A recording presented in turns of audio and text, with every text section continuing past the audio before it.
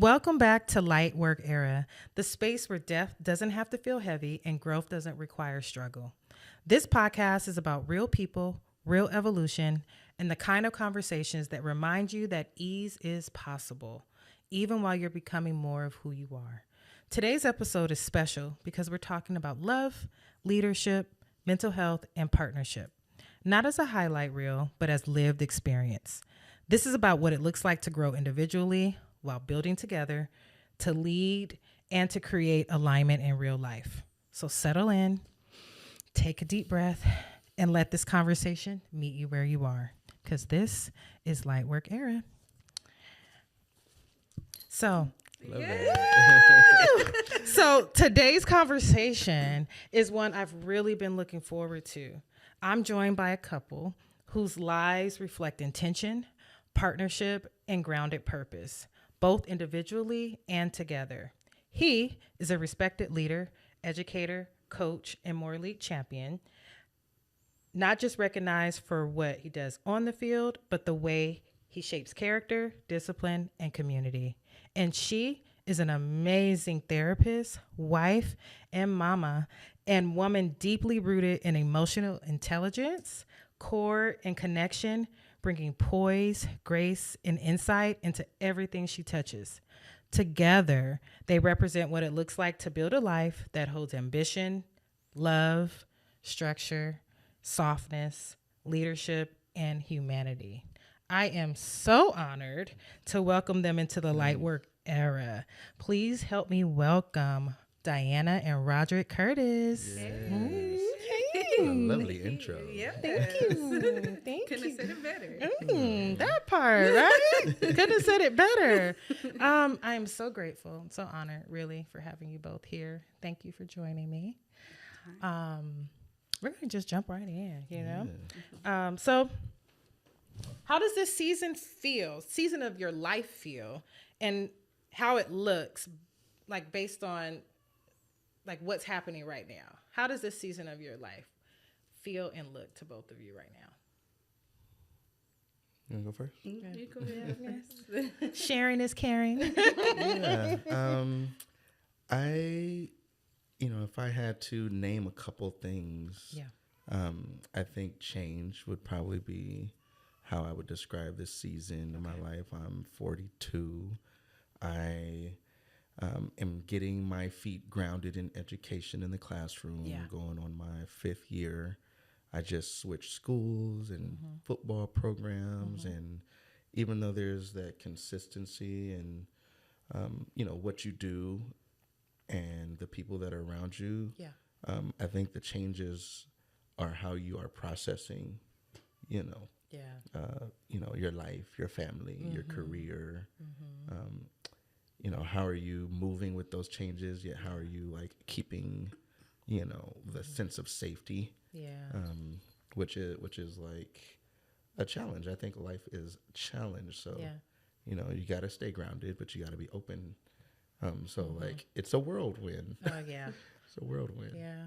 I can definitely see that, Raudric, just like having to pivot and being in this lived experience of like what's happening internally and navigating what's happening on the outside, the teaching, the coaching, all the things. Dianna, you want to chime in on that one?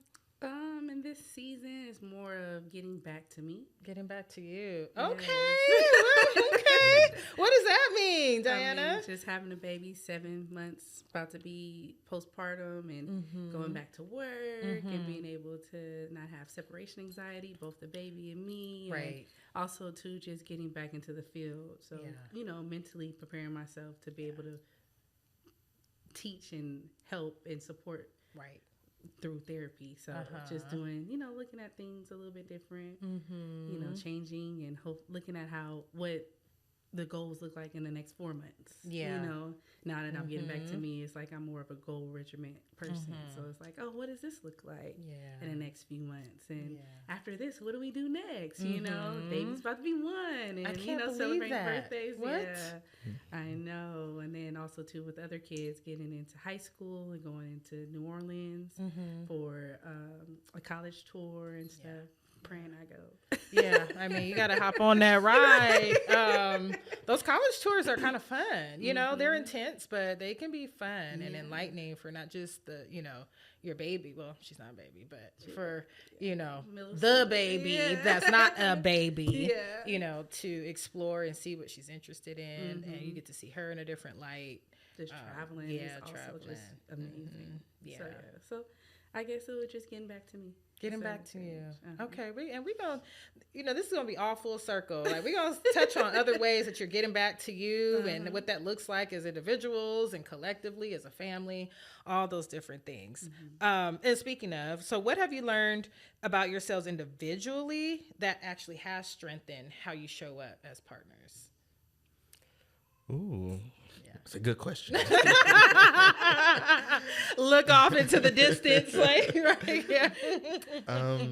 You know, I think you know yourself in many ways through other people and the impact you have on them. Yeah.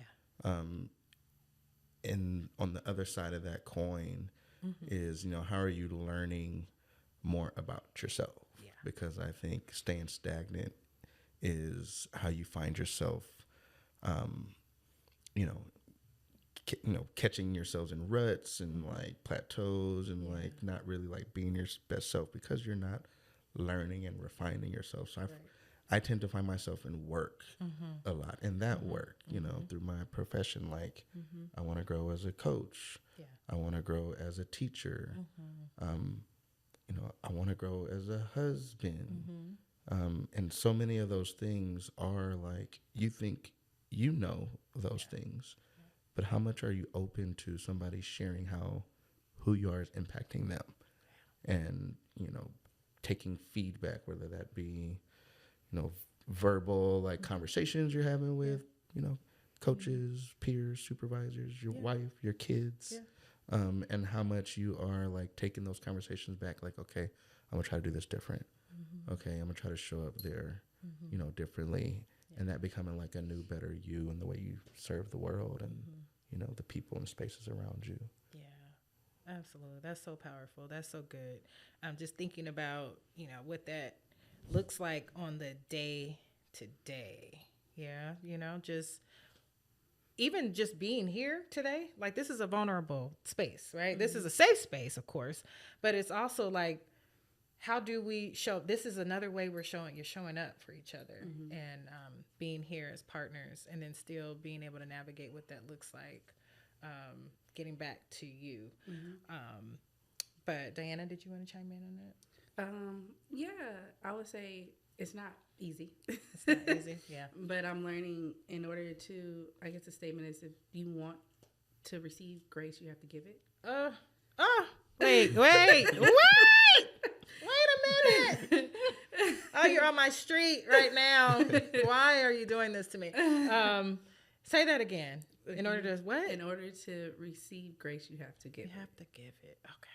So in every aspect, if you want to get patience, you have to give it. As hard. I feel like I'm not as a patient person as I should be. I feel like Raudric has more patience than me. Okay. I think I flip quick.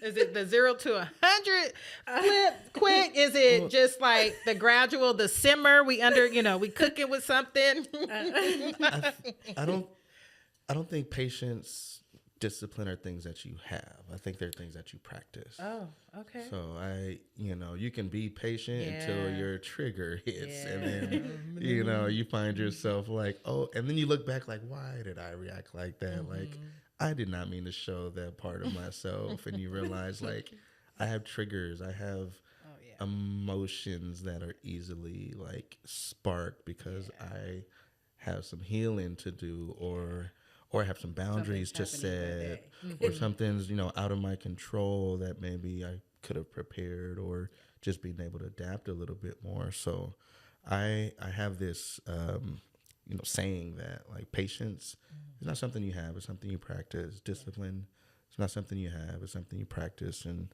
I tend to live in, like, stoicism and, like, reflection. So, when it does happen, you got to give yourself some grace. Yeah. so that you can like learn and be better for the next time. Absolutely. Well, let me ask both of you then, what is giving yourself grace looking like for you? Dianna, what's grace like? If we're giving grace and receiving it, what does it look like? What do you feel like you need to give yourself grace with currently? Space and time. Okay. Right. So it's like kids have to be up in the morning at a certain time, be at school at a certain time. If they late 5-10 minutes, I'm like, whoop-dee-doo. They made it, you know? And also teaching my kids too, like to relax, because even my daughter is just like trying to get things done, but understands like, I get there when I get there, and I'm gonna make sure I'm gonna get it done. Yeah. So it's just giving myself space and time to be able to practice those things. But sometimes also too is just taking a break. Yeah. Because breaks are necessary in life, in anything. Like how I guess I used to practice at work is like give yourself a vacation, whatever that vacation may look like, even if it's a day off or 30 minutes off, whatever the case. Yeah. That's that time that I have to give myself at home. Yeah. Versus being at work. Yeah. Absolutely. Raudric, do you feel like you give yourself more grace, like professionally or personally? Ooh, I feel like there's a connectivity in that, because we live out in the world. Yeah. So like there's constant competing priorities that need your attention. It could be your profession, and also if you give that time and that energy, are you taken away from family? Yeah. Are you coming home tired, right? Those two things are related. Yeah, so the grace comes from, being able to like tell people no, and tell the work, which is always going to want more and more, that you're going to get it on my pace, kind of like Dianna was saying, right? They need you to be here. They need this deadline, and the world is not going to crumble if they don't get it.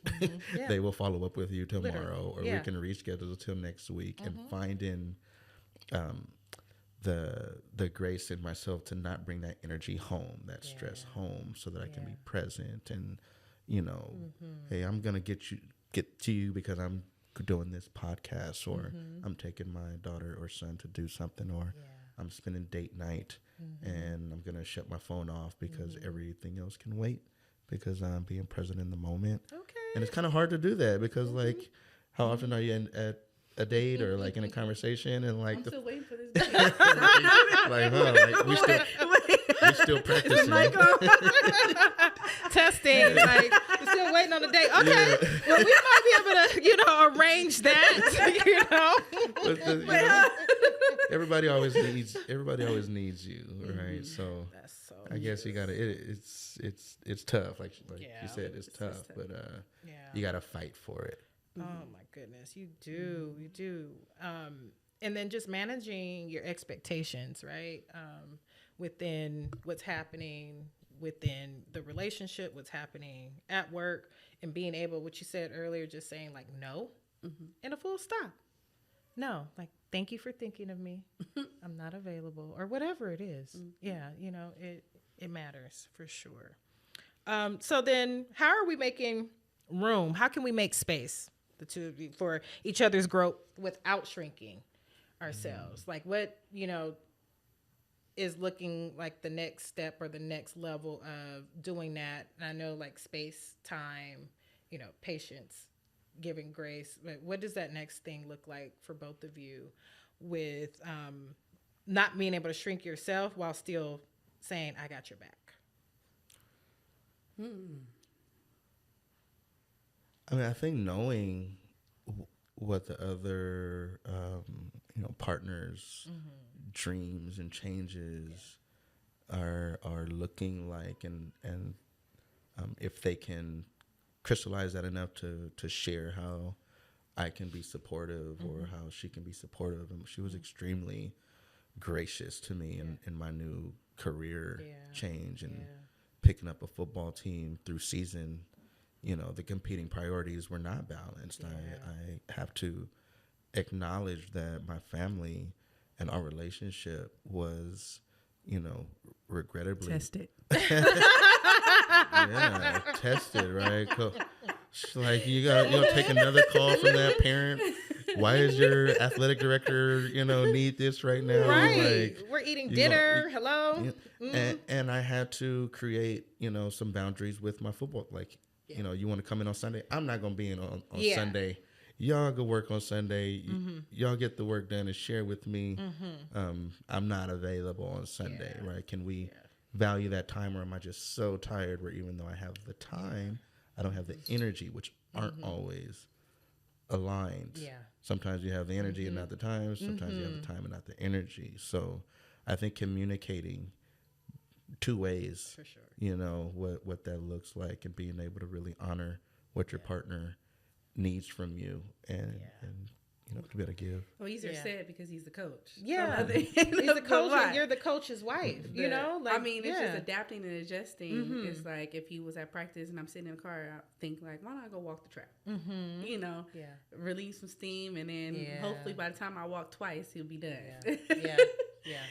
So, or let me go walk to school, or is there somewhere close to eat? Just utilizing other aspects of support in a sense of, and then being able to adjust with that. So I don't know. It's just all different things. It's like either you sit in your, you dwell in your unhappiness, or you flourish in the things that are around you. So you just try to figure out new ways to make it work for me. And that's why I said the space and time. Even though he was around, space and time for me is like, okay, what can I do to make myself feel at ease of sitting here waiting for him to get off practice? So it's just different things of life that you just have to figure out. And those good moments are shared, right? When we're having success, or even not having success after a loss, my family's there waiting for me. It's like, oh, it's just football. It's important, but it is just football.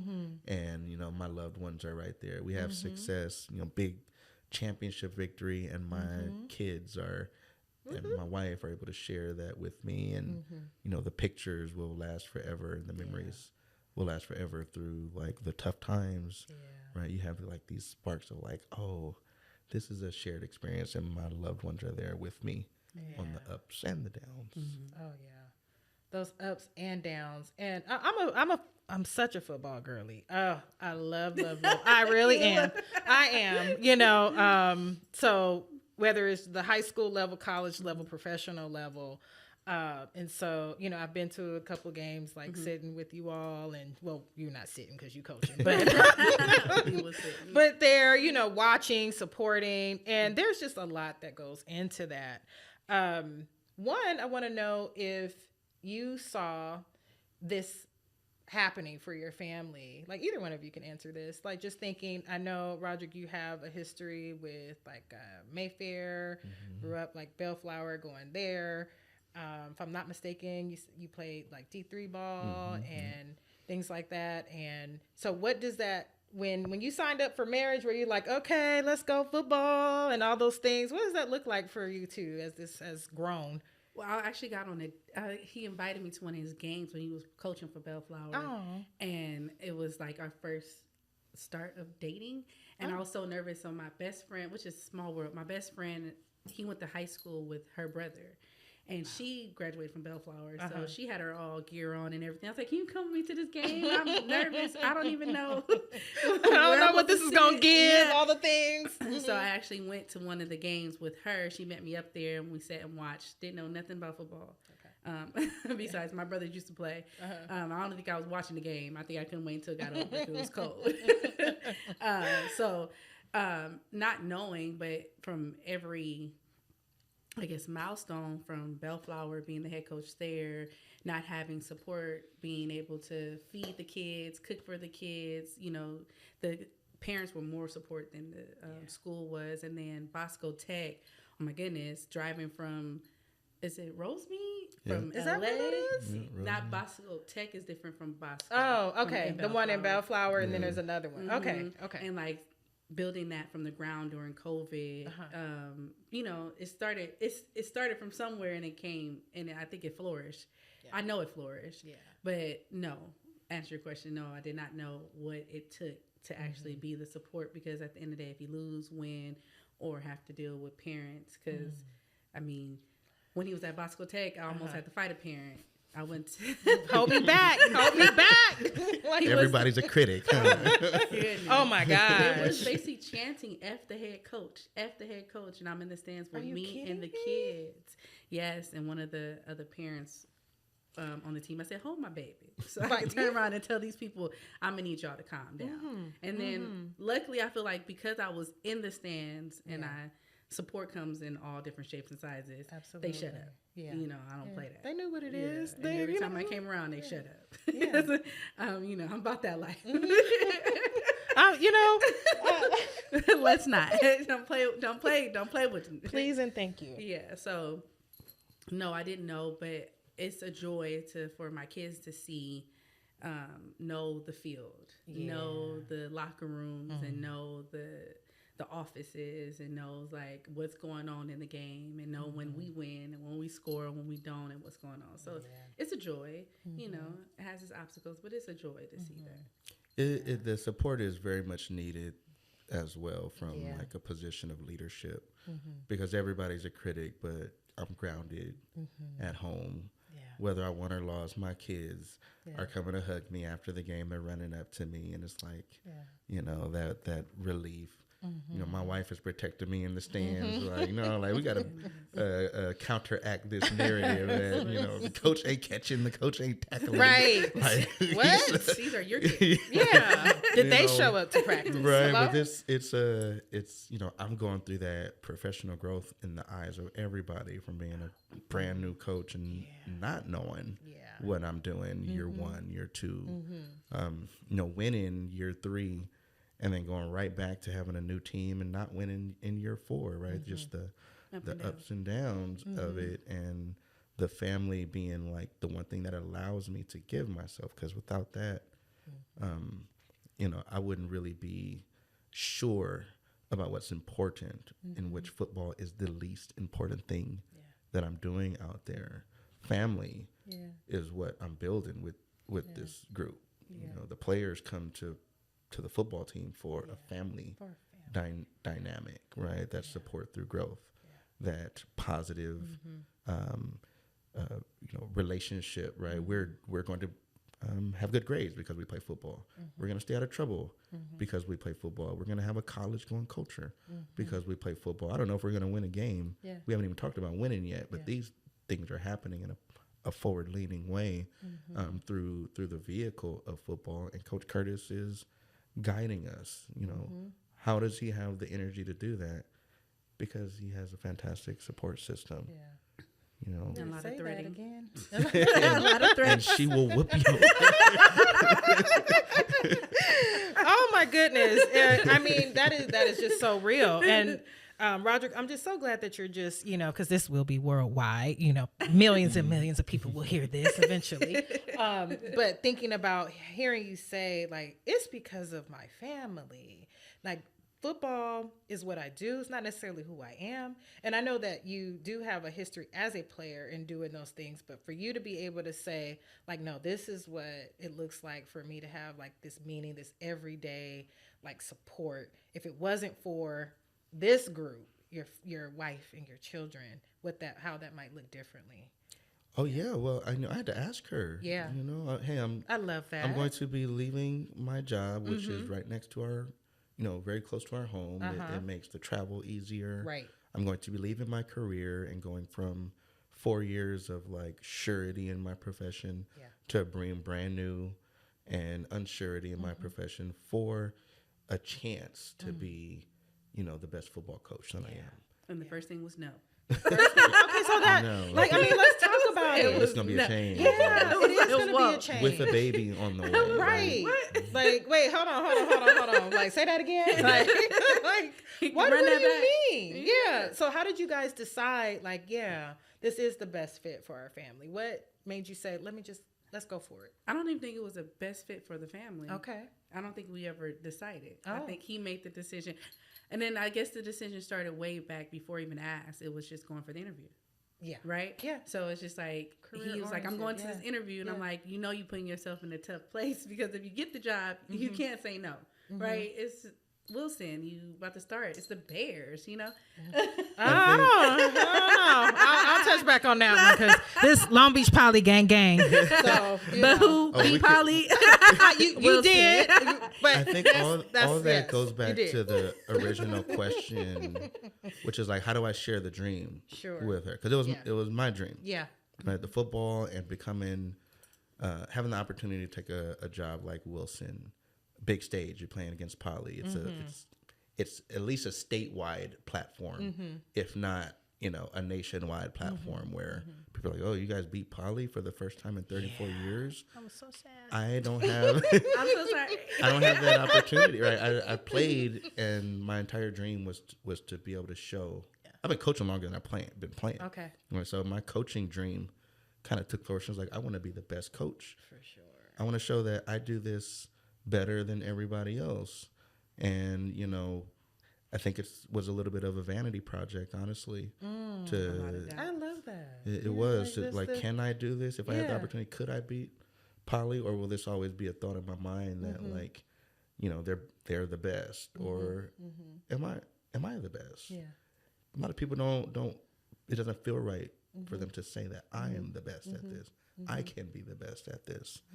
And I think the trade-off is that my kids saw that game and they saw their father in the leadership role. When I say this, fans, we were louder than the faith. The crowd, that happens, and my kids and my wife and my family is seeing like their son, their brother, the comeback, win at the end. 4 minutes. It took 4 minutes for Wilson to beat Poly. I just want to put that on the record. We were down. We were down with 4. We were down 14 it was with 4 minutes. Yeah. 4 minutes left, and the culture of who Coach Curtis was on display in the last 4 minutes. Nobody argued with each other. Nobody doubted at all. Everything that had to happen for us to win happened. You're like, if one thing goes wrong, with 4 minutes left, it's over. You lost time. Conversion was nice. Going for the win, right? That guts to go for it wasn't like going for the tie. It was like, we're going for the win or we're gonna lose. Yeah. There was no safety net. Yeah. It's either win or lose. There was no like, we're going with this crutch of like, we're going to overtime. If not, right? It was 2 or a loss. 2 or a loss. Oh my gosh. I don't know if I saw like your IG or something, Dianna, first. Like, I don't remember exactly how I found out. It might have been you telling me. I'm not really sure. But one, I was so proud, like, because I know you all, and I'm just like, that's what I'm talking about. And I mean, yes, I am like Poly, but I am about excellence first. I'm about, you deserve that. That was just more so reflection of what you've been doing with those students and the mindset and the growth and the discipline and the consistency that you are showing them and helping them lead. And then having, your support system, it was like that ripple effect. In that moment, oh my gosh, like it was all over 562 because it's a big, if you grew up, I grew up like in Long Beach. So if you know the rivalry between Wilson and Long Beach Poly, it's forever, ever, so very proud of you for doing that. And so when you mentioned just about Coach Curtis, I want to hear from both of you about how you see yourself as Coach Curtis, and then how do you see Coach Curtis? Like, what does that look like when you're like, okay, this is my man, but when he's out there coaching, is there a difference to you? And then what does that look like if there's a difference for you, Coach Curtis? You go first. I feel like my way has to win. Okay. My way has to win because I lead with empathy, which is not a big part of football. I lead with love and like this, this humanity offered to young people that is just not offered in this day and age. Sure. Young people are broad brushed as this or that in comparison to who we used to be. Yeah. This nostalgia of who we used to be as a positive is thrown on them as like, you have cell phones, you are, this. You have access to all these things we didn't have access to. That makes you less character. Right. And whether it's the classroom or just like in pop culture, this generation is looked down upon by so many adults and leaders in their lives. Yeah. So how are they gaining this internal confidence and fortitude where as this balance of new school and old school, I can accept the character traits that we have and the way we got them, but they're going to have to be offered and developed in these kids these days a different way. Yeah. I don't curse at my kids. I don't even allow them to curse at each other. This is not a standard that is accepted in football, right? Football coaches I mean, you hear that. Oh, I've heard that. Oh, right. get your even at the youth level, right? Oh, like, hey, for sure. Hey, mom, Space give me cadet, all the things. Give me your kid because I'm gonna make a man out of him, and I'm gonna do that by cursing at him, running him till he throws up. Yeah, belittling them, right? Not providing this fairness in this atmosphere where showing no type of love. Not showing any type of love. So Coach Curtis, those kids beat Polly because there was no doubt they had so much confidence. Not because I ran them till they were throwing up, but because I showed them more love than the other coach could possibly have showed them. I loved my team, and I developed my coaches with more giving and sacrifice to them first than I asked for in return. I never went to my coaches and said, do this because I'm Coach Curtis. I said, hey, how do you want to do this? How can I support you being your best coach? Hey, player, you may, what can you do? Let's give you more opportunities to do that as opposed to play in my system because my system is perfect. Yeah. So Coach Curtis is service-based leadership. Okay. That's who Coach Curtis. Coach Curtis is giving himself to everybody in this program. Yeah.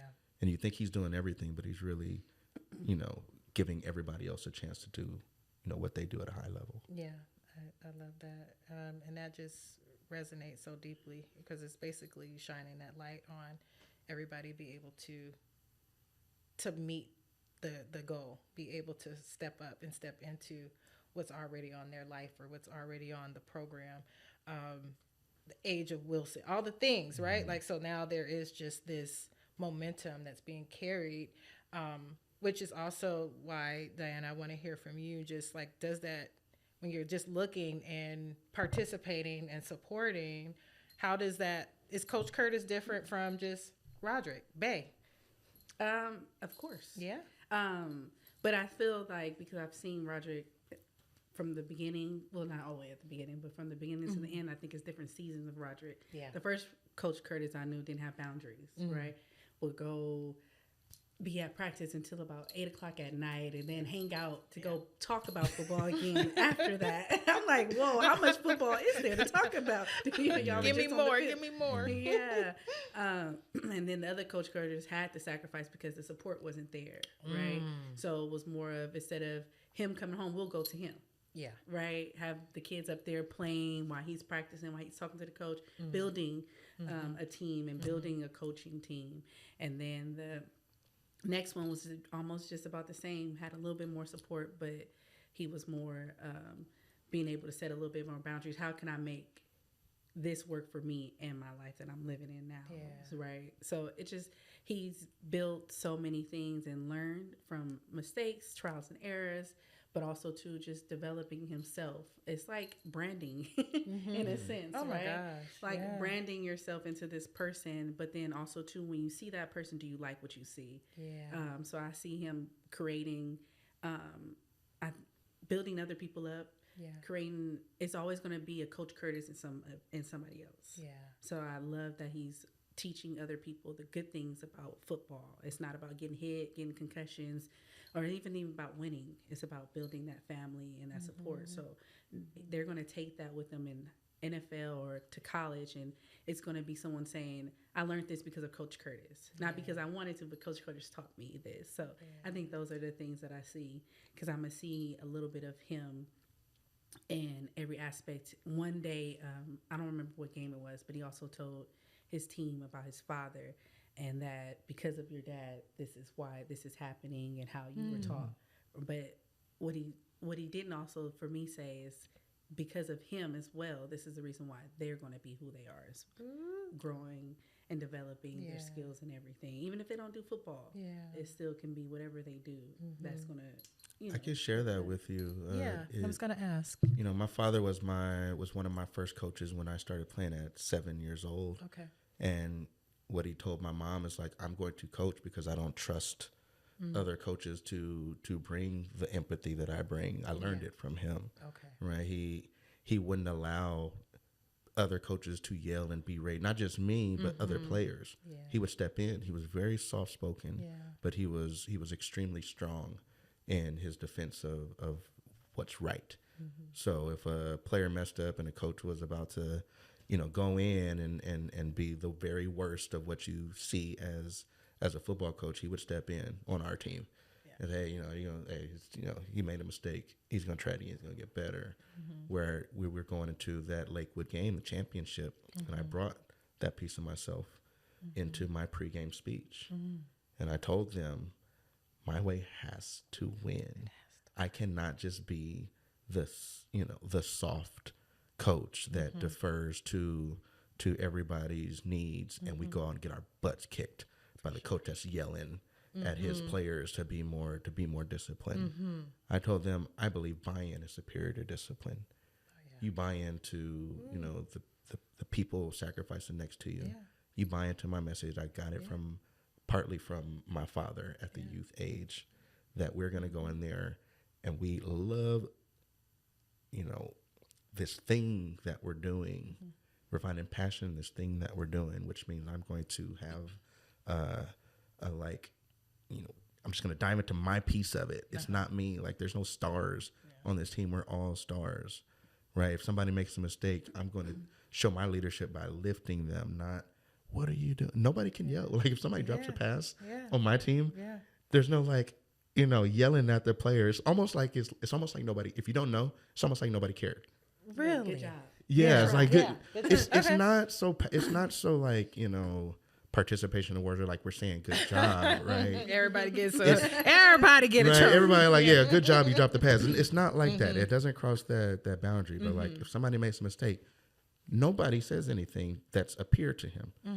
A coach can come give a corrective, positive framing to it. Yeah. But the players aren't going to be turned into this like, oh, everybody's focused on that one player. Everybody's going to just pick up to the next thing, right? So I had to tell them, right, our way has to win. Empathy has to beat this uber intensity that brings out this toxic nature in like football and what we do. So, right, it leads with a love, if that becomes okay to say that in a football, arena. Absolutely, it does. That's what you're bringing. That's what you're giving, and that's what it needs. Clearly, Dianna, you as a therapist, you're practicing empathy all day, every day. So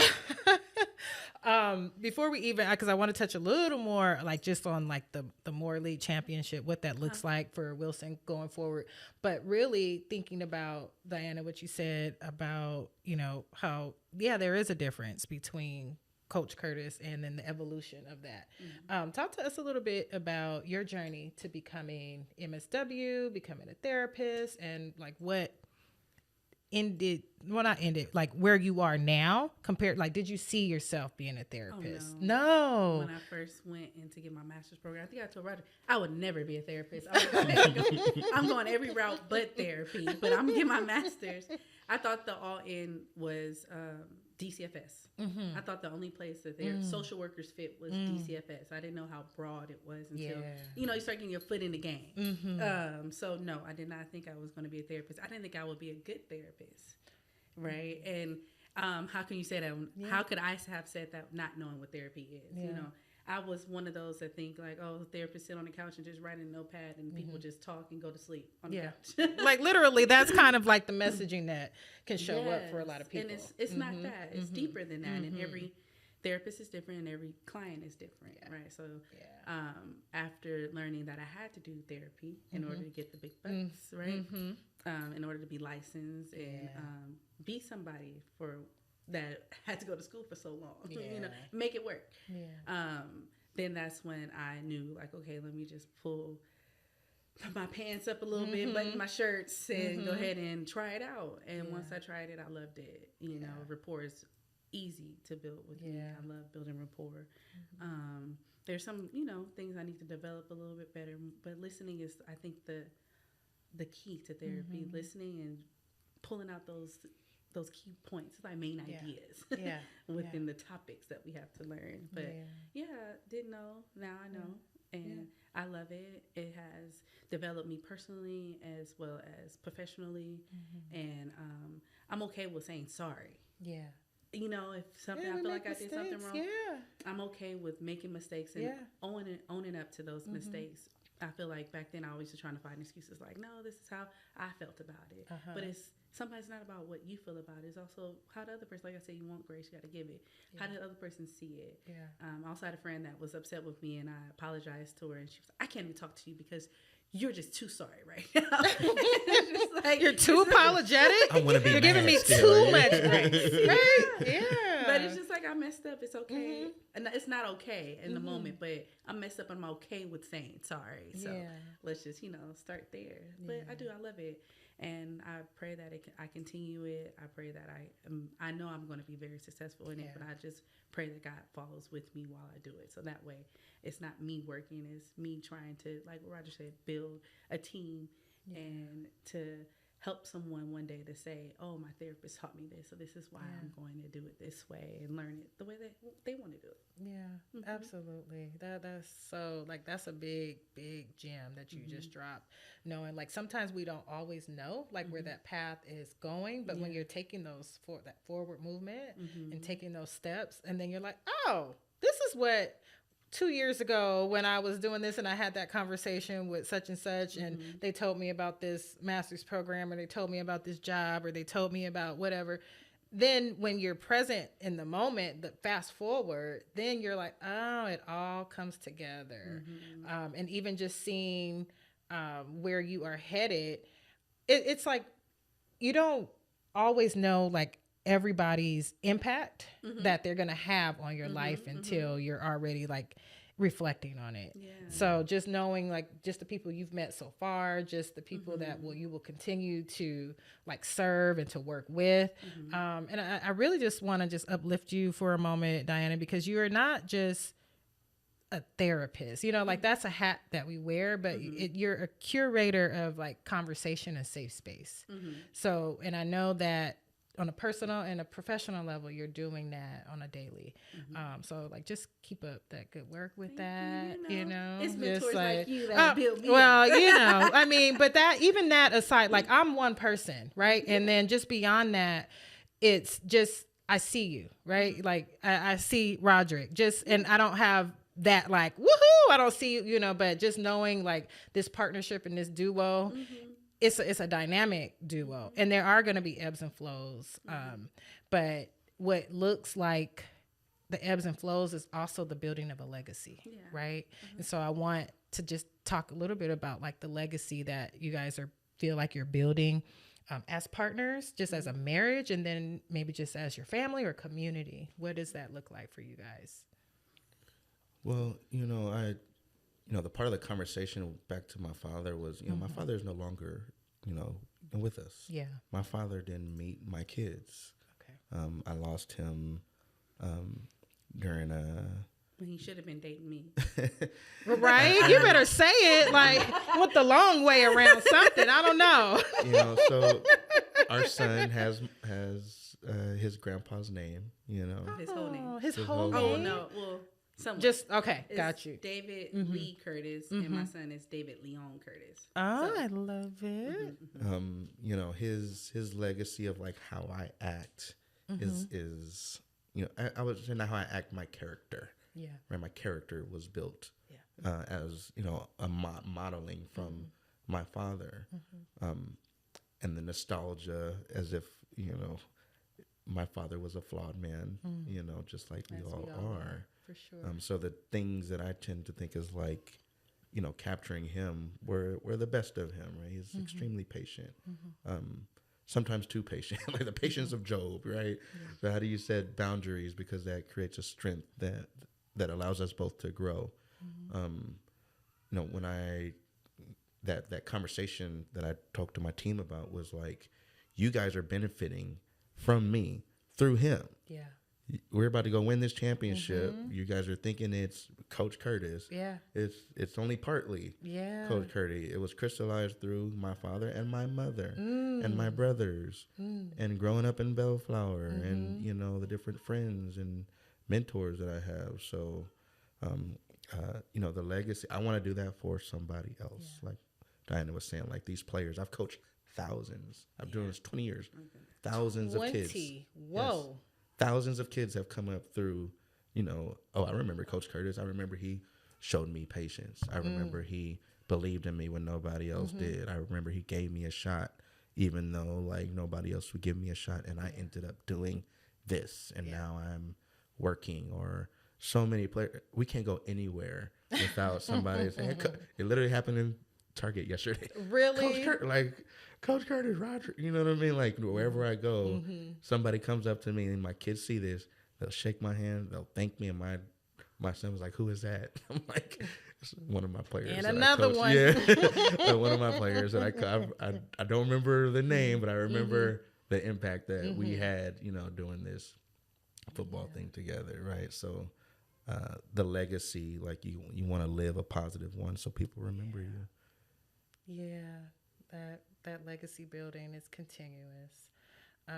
Diana, you're the mama bear, you know, like, and you know, like, I remember when you shared with me, like, that you like potty train your kids or something, like that was like, I was just so like impressed by that. Like, wait, what?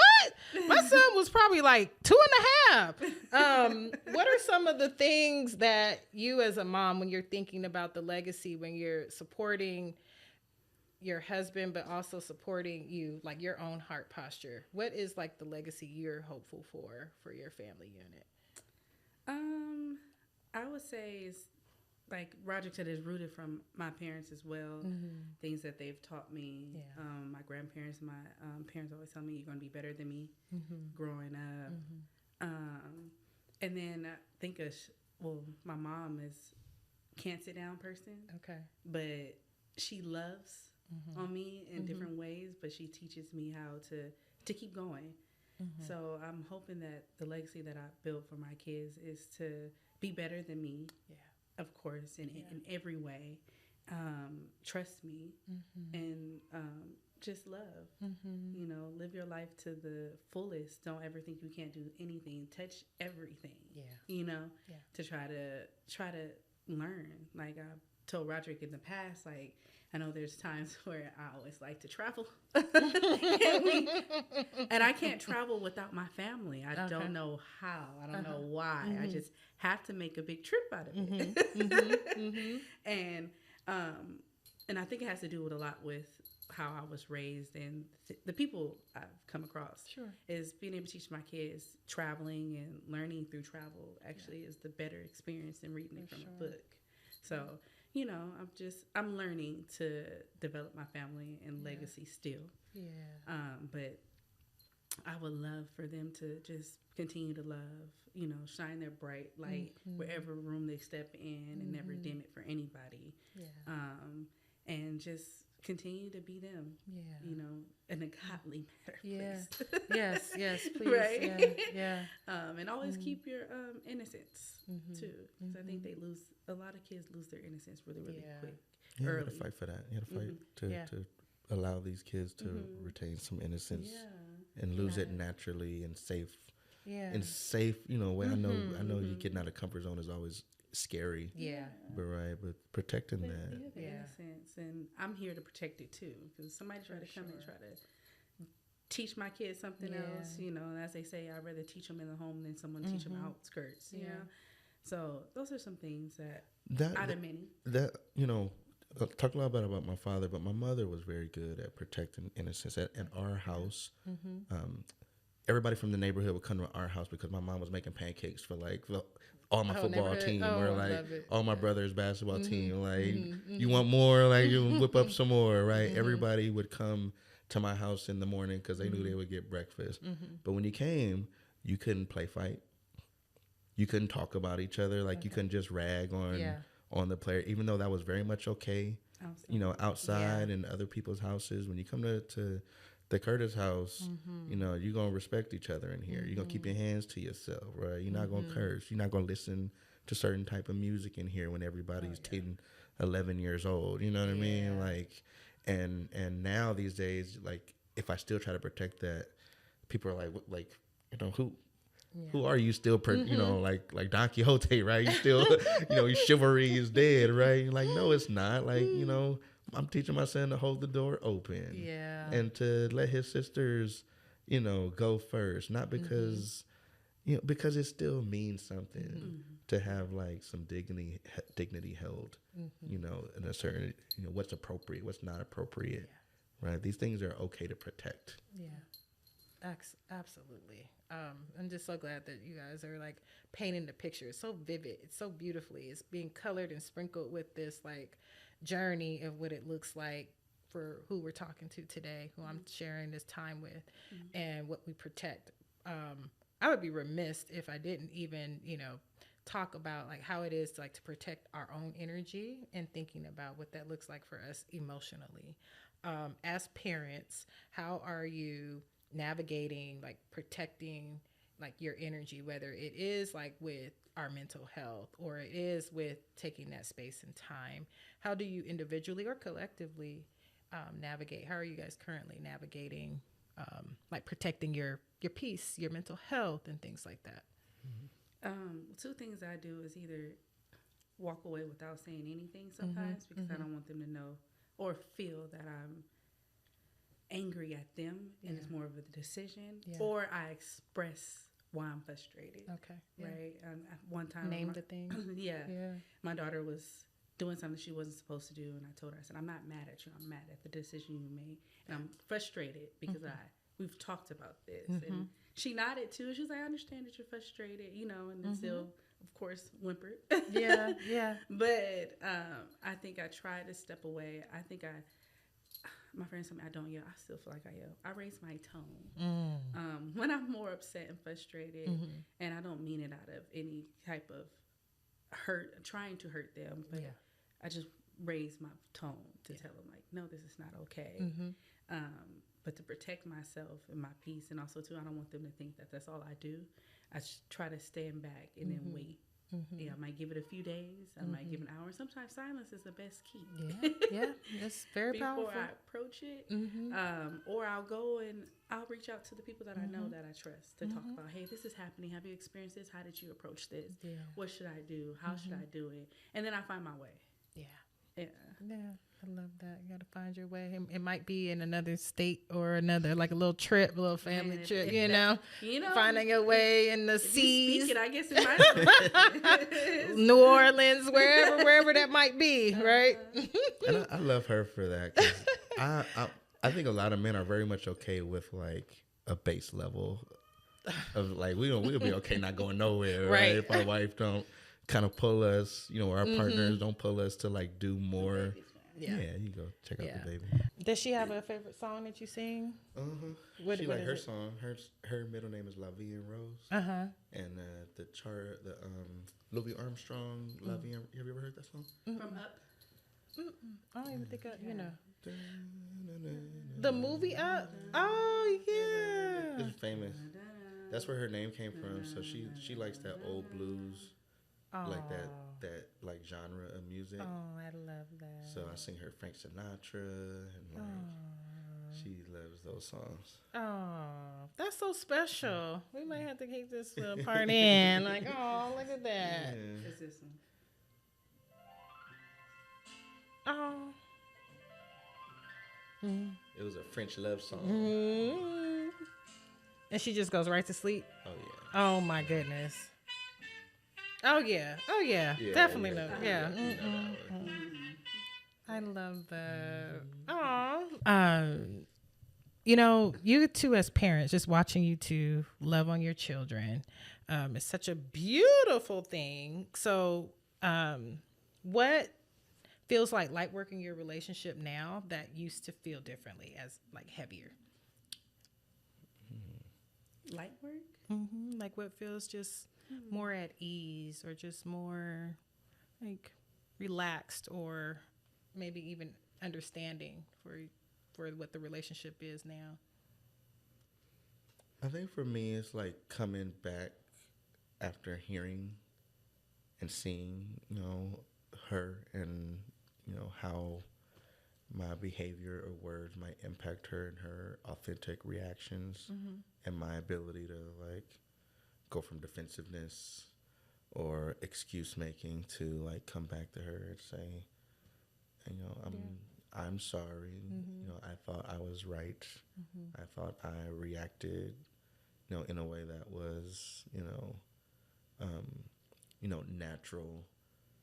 Which, you're okay to have emotions. I hope, she feels that it's, okay for me to be human, but for me to also like accept her as a part of my growth. And hey, you need to be more present for your family. Hey, you need to, reconnect with your daughter, or you need to find boy time and have these conversations with him. Or hey, I need you, a certain way, and instead of me, getting all ruffled up for me to maybe do that and to go back and say, I hear you. Let's do that. Let's make that time. Let's revisit that conversation. Oh yeah, I love that. Yeah. Anything from you, Dianna? I don't know. No, you know. you still thinking like. Well, I mean, there are things we can release in each season, right? Yeah. So well, what comes to mind is something that his Auntie Cozy used to say is, "Don't sweat the small stuff, and everything's small." Ooh, and who said that? His auntie. Okay. My auntie, rest in peace. And it was like peace, a family, a family saying. I forgot where they got it from. Yeah. But it was like, all the things that you think are important, if things happened and, you weren't in those spaces or you didn't have that person, you would see this as something very small. Yeah. Right? You push people away over seemingly little things. And sometimes the little things are important, right? Let's acknowledge that. Yeah. Right?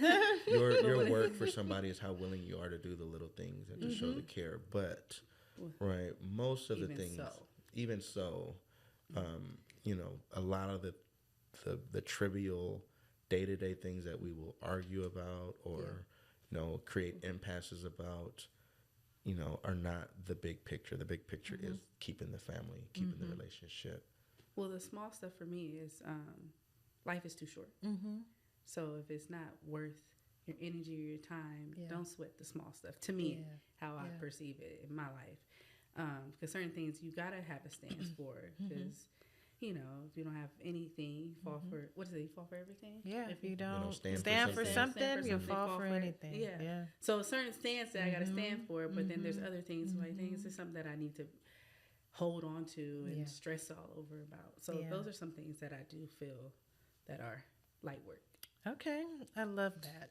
And before we head into our final segment called the lightning round, I just want to wrap up on the fact of like just like the championship culture, the things that are happening for both of you on the professional side, Coach Curtis, just you as a coach, you as an educator, whatever you want to like hone in on in this moment. Well, yeah, I mean, it started with me, my own work. So everything that's people see as like the culmination of 6 or 7 years that was stamped in these like moments of success at a championship at Mayfair, just won a championship, league championship at Wilson. It all started like right after COVID, where I had to do like my own internal work. And I went on like this 100-day, I created a channel, called Championship Culture. And I archived my own 100-day like plan. You ever heard of like 70 hard? Oh yeah. Where you're supposed to like 75 hard, you're supposed to wake up. I was like, I'm gonna create my own.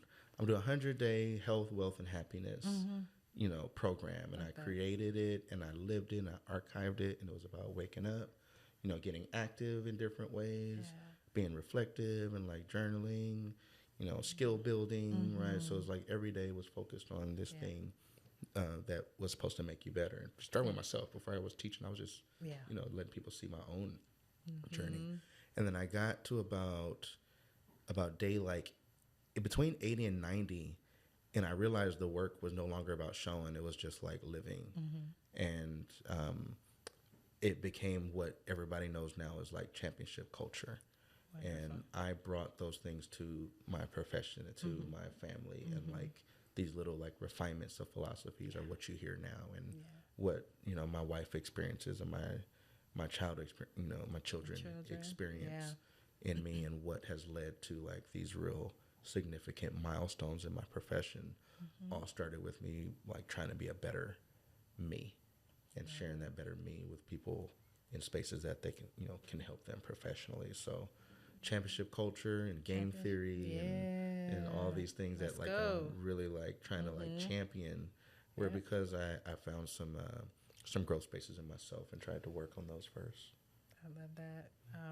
Let's just keep it going. That's amazing. Dianna, I know you like do beautiful like bouquets. I remember us talking about that a while back, and like you crochet. Is there anything like just professionally or personally that you're like, ooh, this is feeling yummy to me for 2026? I don't know yet. Okay. I think right now I'm making bears out of my daughter's the baby's infant clothes. Oh my goodness. So I'm halfway like a Care Bear? It's a bear. So a teddy bear. Oh. Yeah, so I'm sewing them.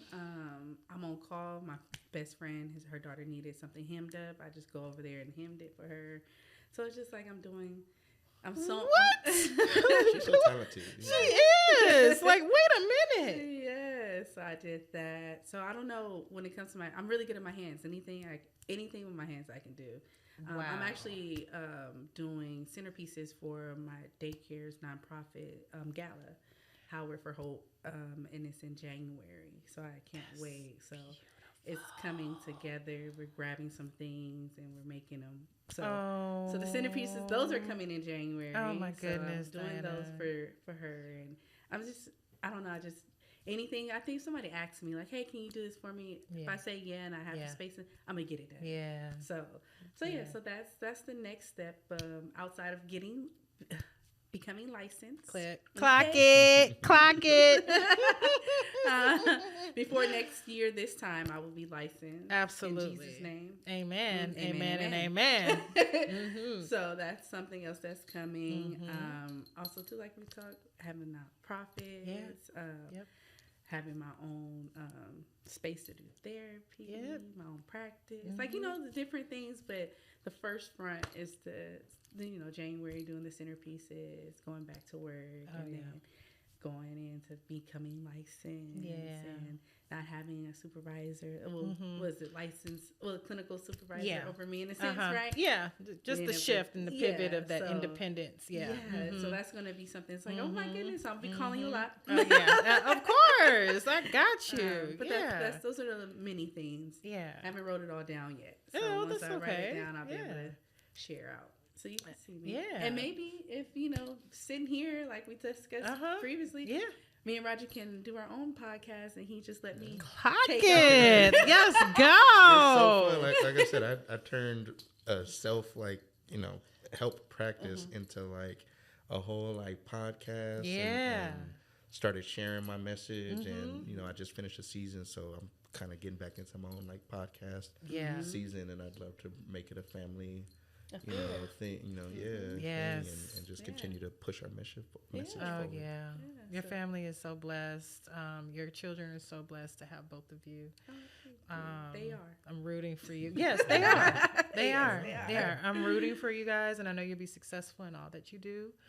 I'll get your socials and stuff in just a moment, but let's close out with the lightning round. So this is just answer top of mind, whatever comes up for you, and then okay, and then we'll just close out. Okay? All right. Game night or brunch with friends? Game night. Okay, all right. Yeah, game You night. guys said that sounded like game Anything night. that requires us to leave the kids behind, y'all gonna have to come over. We always play games, board games, all games. That is so funny. What about structure or flow? Structure. Flow. Okay, I can see that. It needs to be balanced. I think it's healthy that both of us are on the opposite side of that. Yeah, for sure. I love that. Morning cuddles or late night talks? Late night talks. Okay. Late night talks. Late night talks. She is not a morning person. Why you waking me up? Why you waking me up? I think people see the movies and like these cuddles, like it's uncomfortable. Move. I love you, but move. Oh my goodness. With love. Yes, exactly. Martin or Fresh Prince? Martin.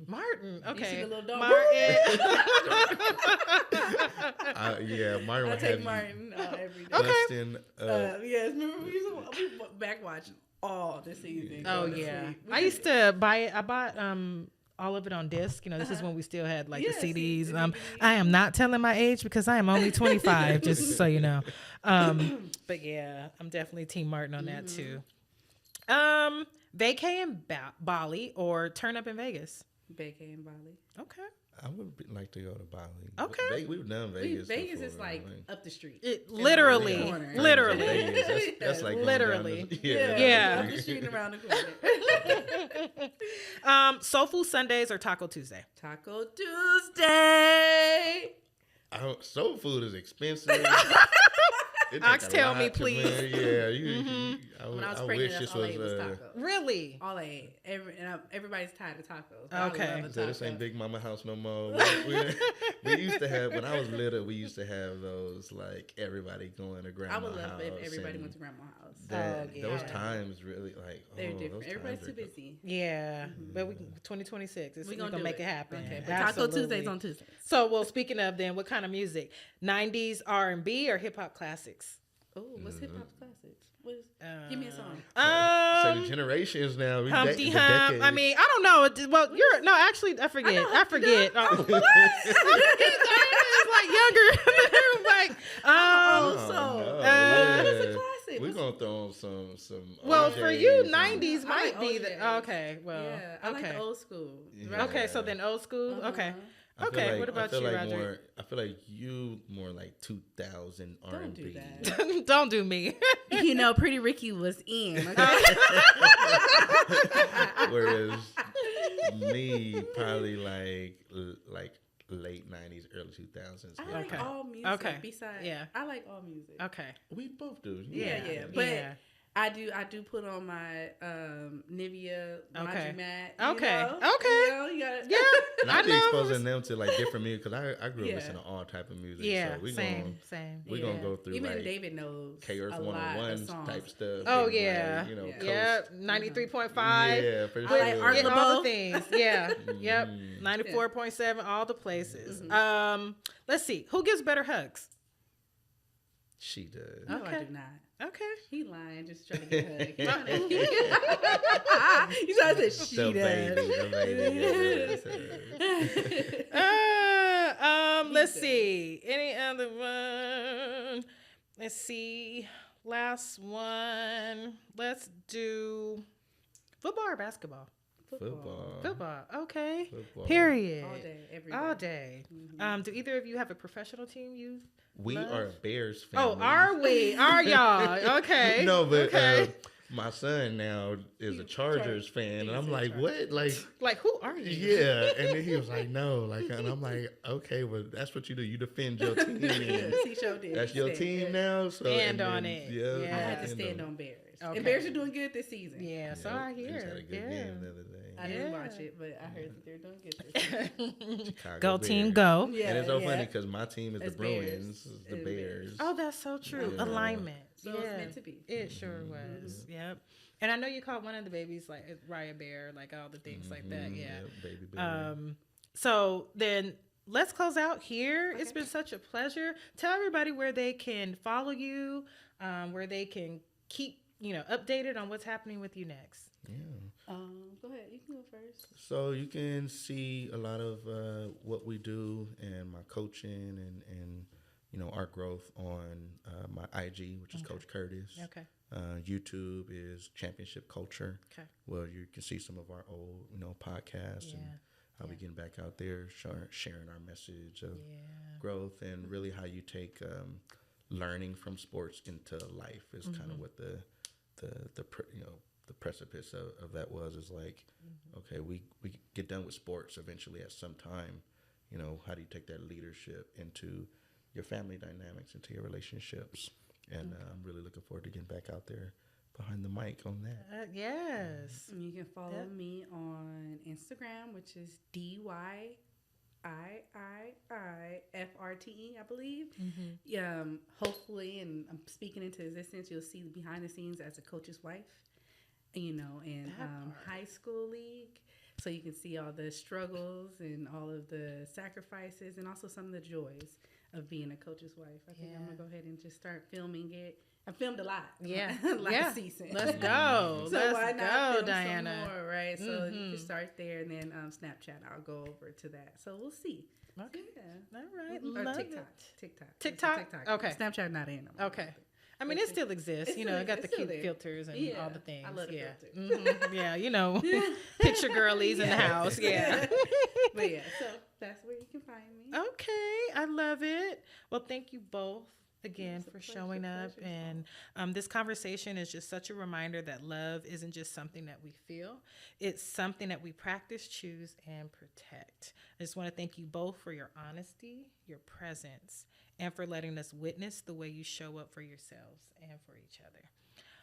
To everyone that's listening, if this resonated with you, please share it with someone. Let it move you forward, and let it meet you where you are. And just remember, this is Lightwork Era. Until next time,